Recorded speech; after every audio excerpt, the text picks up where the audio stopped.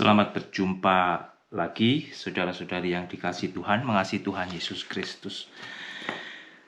Puji kepada Tuhan, untuk hari ini saya akan melanjutkan dari Wahyu pasal yang ke-9, mulai dengan ayat 13. Saya akan berdoa terlebih dahulu. Bapa di surga, hamba mengucap syukur. Terima kasih untuk hari ini Tuhan. Ajar kami mengucap syukur atas hari yang Tuhan berikan. Ajar kami senantiasa menggunakan hari-hari ini dengan bijaksana, hidup di dalam keselamatan-Mu, di dalam kekudusan-Mu, di dalam kebenaran-Mu Bapa, dan di dalam pertolongan Roh Kudus-Mu. Ampuni untuk segala dosa-dosa kami Tuhan, berikan kerinduan akan firman-Mu senantiasa.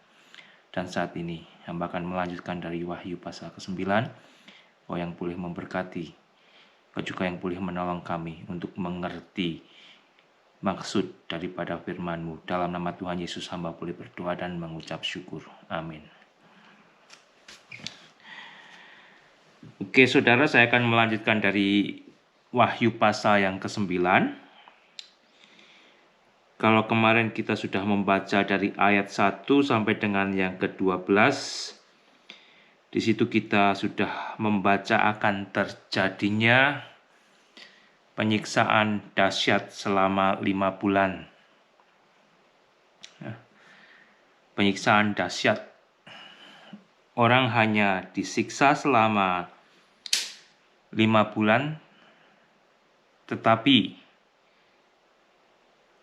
tidak dibunuh, hanya disiksa. Karena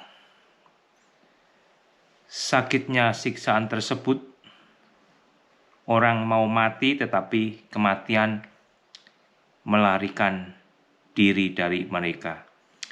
Masa yang sukar kita gambarkan, tetapi kita tahu adalah masa yang begitu menyakitkan. Masa penghukuman bagi manusia yang berdosa. Mengapa sebagian dari kita masih belum mau untuk percaya kepada Allah dan diselamatkan di dalam Yesus Kristus? Karena mereka tidak percaya apa yang sudah dinubuatkan di dalam Alkitab akan benar-benar digenapi. Dan di dalam Yesus, Allah sudah memberikan keselamatan bagi manusia. Yesus itu sendiri artinya Allah yang menyelamatkan, Allah keselamatan, saudara. Dan bagaimana dengan orang-orang yang mengaku Kristen tetapi hidupnya menurut kesaksian orang lain, ya tidak ada bedanya dengan orang yang tidak Kristen. Artinya mereka juga mempraktekkan dosa, saudara. Ya mungkin ada baiknya kalau Anda ketemu orang yang demikian, Anda tanya, lah kalau kamu jadi Kristen hidupmu tidak ada bedanya gitu. Bukannya di dalam Tuhan Yesus Kristus dosamu sudah dibasuh, dibersihkan, diampuni, kamu sudah dijadikan baru, tetapi kok tidak ada bukti kehidupan baru. Saudara, sebagian mungkin menganggap kalau neraka itu hanya ada di khotbah saja, saudara. Tidak akan ada secara nyata. Tetapi Alkitab begitu jelas mengatakan jikalau neraka itu ada, tempat penghukuman bagi manusia yang berdosa. Dan bagi Tuhan, neraka itu sangat serius, saudara. Sangat serius, dan itu telah dibuktikan dengan kematian Yesus sendiri di atas kayu salib agar manusia tidak usah mengalami neraka. Agar manusia diampuni dosanya di dalam pengampunan Yesus Kristus. Mau menerima kasih Allah di dalam Yesus Kristus.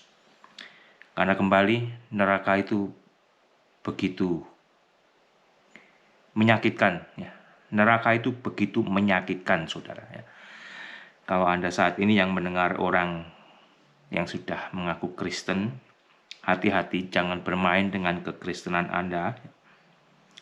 Karena sebagian orang merasa sudah jadi Kristen, melayani di gereja, ya, ngasih persembahan, punya kartu anggota, itu sudah cukup tanpa menunjukkan satu kehidupan baru, perubahan hidup. Saya akan membaca dari Lukas pasal yang ke-13 terlebih dahulu, saudara. Lukas pasal 13 ayat 22 demikian bunyinya. Kemudian Yesus berjalan keliling dari kota ke kota dan dari desa ke desa sambil mengajar dan meneruskan perjalanannya ke Yerusalem. Dan ada seorang yang berkata kepada Yesus, "Tuhan, sedikit sajakah orang yang diselamatkan?" Jawab Yesus kepada orang di situ, "Berjuanglah untuk masuk melalui pintu yang sesak itu. Sebab aku berkata kepadamu, banyak yang akan berusaha untuk masuk, banyak yang akan berusaha untuk masuk ke surga, tetapi tidak akan dapat. Jika tuan rumah telah bangkit dan telah menutup pintu, kamu akan berdiri di luar dan mengetok-ngetok pintu sambil berkata, 'Tuan, bukakanlah kami pintu.' Dan ia akan menjawab dan berkata kepadamu, 'Aku tidak tahu dari mana kamu datang.' Kemudian orang yang mengetok tadi berkata, maka kamu akan berkata, 'Kami telah makan dan minum di hadapanmu, dan engkau telah mengajar di jalan-jalan kota kami.' Tetapi ia berkata kepadamu, 'Aku tidak tahu dari mana kamu datang, enyahlah dari hadapanku, hai kamu sekalian yang melakukan kejahatan.' Hai kamu sekalian yang melakukan kejahatan, jangan menyangka kamu keturunan Abraham, kamu akan masuk surga. Tidak, ya.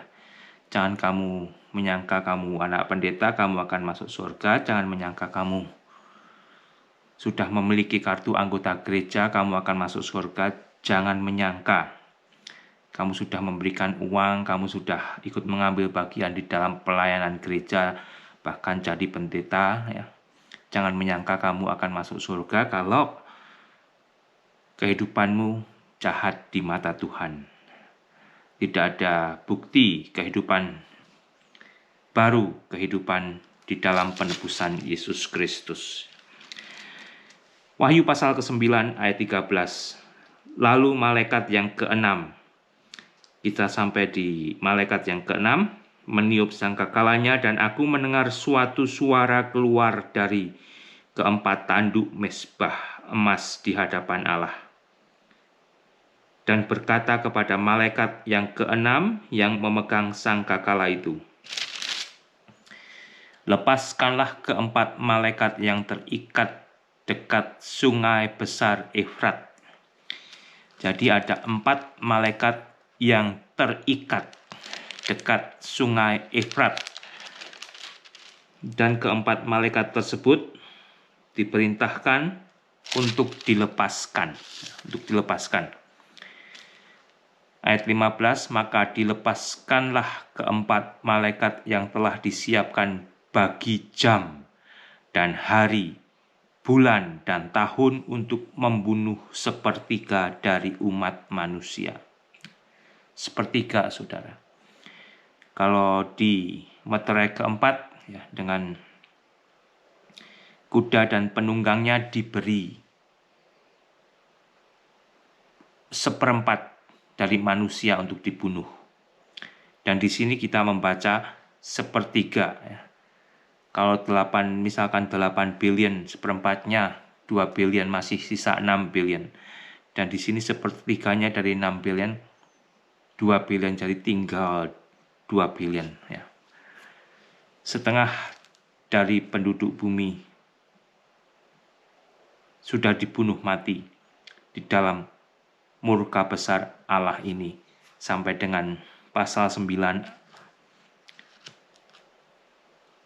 ayat yang ke-15. Maka dilepaskanlah keempat malaikat yang telah disiapkan bagi jam dan hari, bulan dan tahun untuk membunuh sepertiga dari umat manusia. Sehingga kembali saudara, masa ini adalah masa murka Allah. Masa murka Allah. Saya akan katakan lagi mengapa Allah melakukan itu semua. Mungkin ada orang yang berkata Allah itu keji, Allah itu kejam. Dosa adalah kekejian di mata Tuhan, saudara. Dosa itu adalah kekejaman di mata Tuhan, dan setiap manusia yang berbuat dosa akan dihukumnya. Dan kembali di masa ini gereja Tuhan sudah tidak ada bersama-sama dengan mereka di bumi.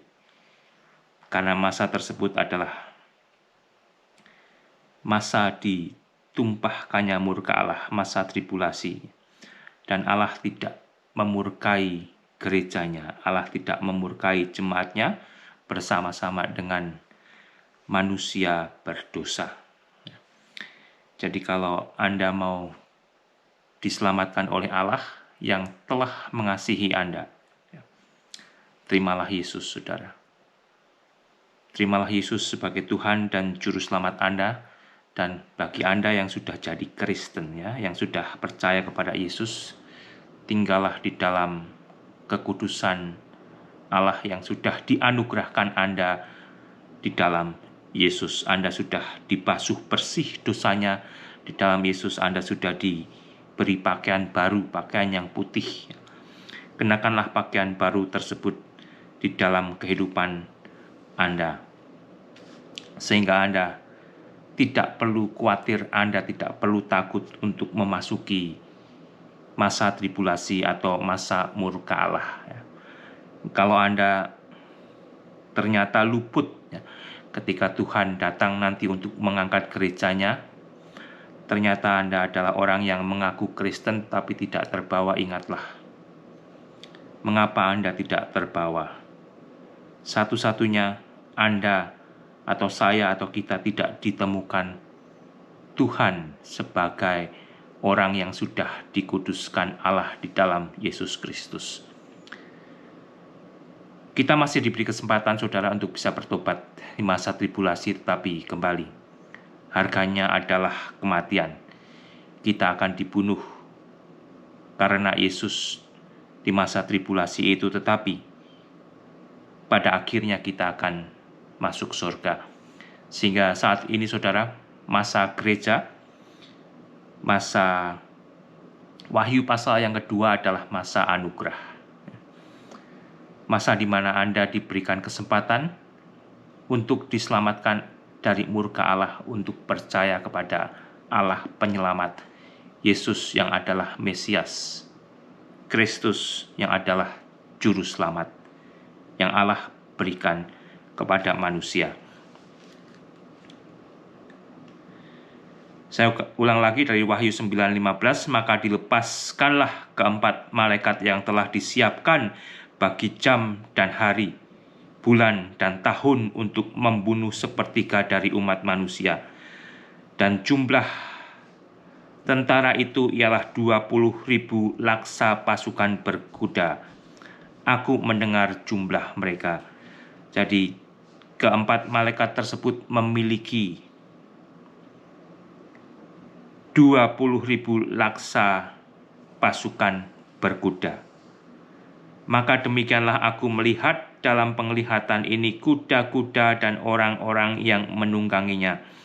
Mereka memakai baju zirah, baju perang, merah api dan biru dan kuning belerang warnanya. Kepala kuda-kuda itu sama seperti kepala singa, dan dari mulutnya keluar api dan asap dan belerang.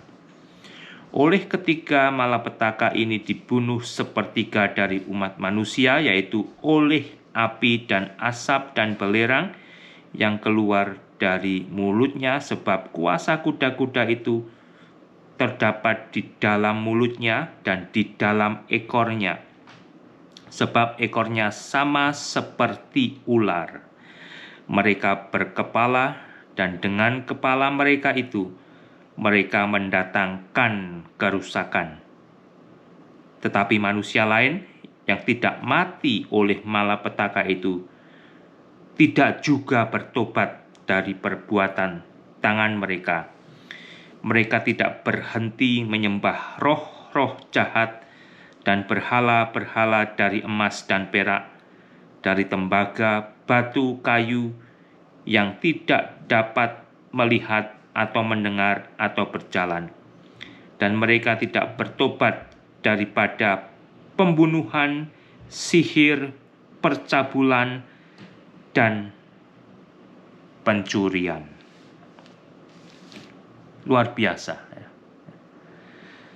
Setelah masa siksaan yang dahsyat seperti itu, masih ada manusia lain yang tidak mau bertobat. Tidak mau bertobat, ya. Dengan deskripsi yang diberikan oleh Yohanes, saudara, tentang keempat malaikat bersama pasukan berkuda yang begitu banyak jumlahnya, ya. Orang Kristen, pendeta, pengajar Kristen berusaha memunculkan tafsiran demi tafsiran, tetapi saya kira apa yang ditulis oleh Yohanes 2000 tahun yang lalu begitu sulit untuk kita ketahui bentuk sebenarnya apa itu. Tetapi kita tahu jumlahnya banyak, jelas, ya. Dan itu sudah disimpan, itu sudah disiapkan, diperuntukkan untuk masa yang khusus, ya. Tuhan penuh dengan ketepatan, ya, presisi. Apa yang sudah difirmankan akan tiba dan akan digenapi pada waktunya. Sehingga kembali saudara, sebenarnya Allah begitu merindukan agar setiap manusia mau diselamatkan di dalam penebusan Yesus Kristus, Allah penyelamat. Agar manusia tidak usah mengalami murka Allah karena dosanya. Murka Allah itu adalah penghakiman Allah terhadap dosa manusia sendiri. Dan Allah menghendaki agar setiap manusia boleh percaya kepada Allah untuk percaya kepada Yesus Kristus. Karena neraka itu penuh dengan penderitaan, saudara, ya. Kalau kembali Anda baca dari pernyataan seseorang yang terdapat di dalam Lukas pasal yang ke-16. Lukas pasal ke-16 ayat 24. Dalam kisah orang kaya dan Lazarus si pengemis, orang kaya tersebut berseru kepada Abraham. Lalu ia berseru, katanya, "Bapa Abraham, kasihanilah aku." Dia minta dikasihani, saudara. "Suruhlah Lazarus supaya ia mencelupkan ujung jarinya ke dalam air dan menyejukkan lidahku, sebab aku sangat kesakitan dalam nyala api ini." Sebab orang kaya tersebut sangat kesakitan dalam nyala apinya. Tuhan Yesus di satu sisi berkata, sangat sukar bagi orang kaya untuk masuk surga, saudara. Bukan berarti orang kaya tidak bisa masuk surga. Orang kaya yang mengandalkan Tuhan dalam hidupnya, menyerahkan hidupnya kepada Tuhan, dia pasti bisa masuk surga. Tetapi kalau orang kaya yang ternyata mengandalkan kekayaannya menggantikan Tuhan, ya seperti ini tidak bisa masuk surga. Dan di sini, ini belum neraka, saudara. Ini baru penampungan sementara yang sampai hari ini masih terus diisi tempat itu. Tempat itu adalah tempat yang penuh penderitaan. Perkataan si orang kaya ini adalah wakil dari betapa banyaknya jumlah jiwa yang telah mati dan disimpan di tempat ini. Sekali lagi saya baca, lalu ia berseru katanya, Bapa Abraham, kasihanilah aku, suruhlah Lazarus, supaya ia mencelupkan ujung jarinya ke dalam air dan menyejukkan lidahku, sebab aku sangat kesakitan dalam nyala api ini. Nyala api.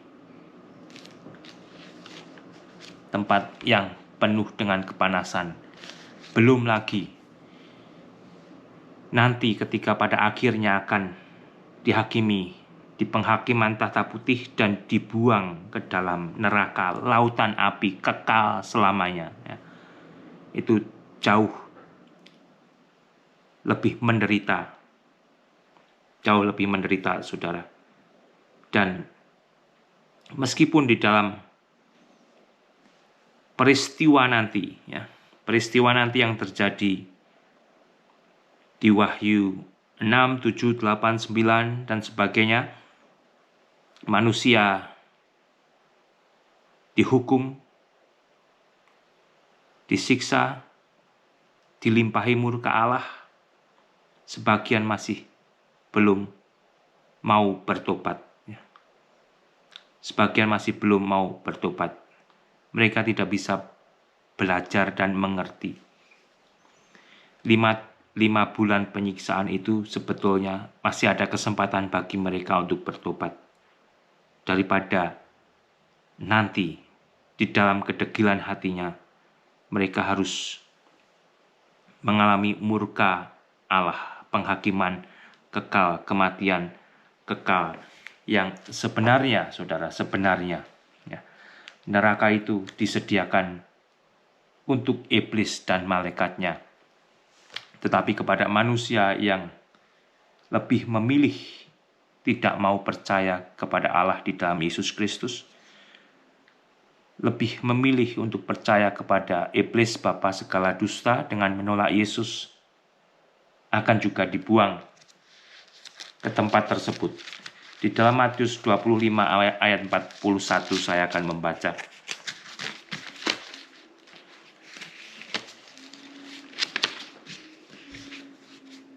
Dan ia akan berkata juga kepada mereka yang di sebelah kirinya, enyahlah dari hadapanku, hai kamu orang-orang terkutuk, enyahlah ke dalam api yang kekal, ke dalam neraka yang telah sedia untuk iblis dan malaikat-malaikatnya. Kembali, sebetulnya neraka ini disediakan untuk iblis dan malaikat-malaikatnya. Setiap manusia dirindukan Allah untuk mau diselamatkan di dalam Yesus Kristus, sehingga tidak usah dihukum bersama iblis dan malaikat-malaikatnya. Sehingga kembali, saudara, kalau Anda sudah jadi Kristen, beritakanlah keselamatan Allah di dalam Yesus Kristus, agar keluarga Anda, saudara Anda, teman Anda, dan manusia yang lain juga tidak usah mengalami murka Allah yang tidak bisa kita bayangkan. Tidak bisa kita bayangkan betapa menderitanya mereka yang sudah mati dan sementara disimpan saat ini di tempat pembuangan tersebut, dan yang pada akhirnya akan dibuang selama-lamanya, dihukum di dalam neraka, saudara. Mengapa kita juga dipanggil untuk menginjili, memberitakan Injil Yesus Kristus? Karena keselamatan surga itu adalah satu hal yang serius, neraka itu adalah satu hal yang serius, saudara.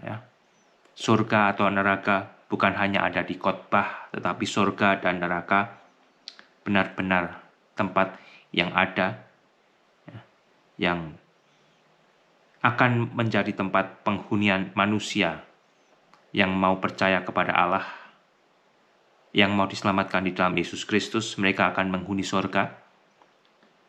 Dan yang menolak Yesus, menolak Mesias, mereka akan menghuni neraka.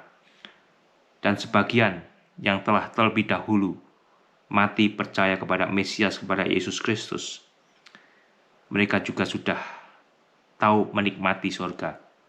Dan mereka yang sudah mati menolak Yesus Kristus, mereka juga sudah tahu menikmati neraka, yang akan pada akhirnya dibuang di tempat yang disebut danau api untuk selamanya, saudara. Itu serius sekali. Ya. Itu serius sekali. Dan ketika Tuhan sudah menyelamatkan kita, biarlah kita juga boleh tinggal di dalam kekudusan Tuhan. Jangan bermain-main dengan dosa. Jangan kira mata Tuhan tidak bisa melihat perbuatan Anda saat ini. Jangan kira mata Tuhan tidak bisa melihat perbuatan saya saat ini. Jauhkan diri Anda dari dosa, karena dosa itu adalah kekejian bagi Tuhan. Dosa itu sangat serius bagi Allah. Oleh karena itu Allah telah memberikan Yesus untuk mati di atas kayu salib, agar manusia beroleh jalan untuk diselamatkan, diampuni dosanya di dalam Yesus Kristus. Tuhan memberkati.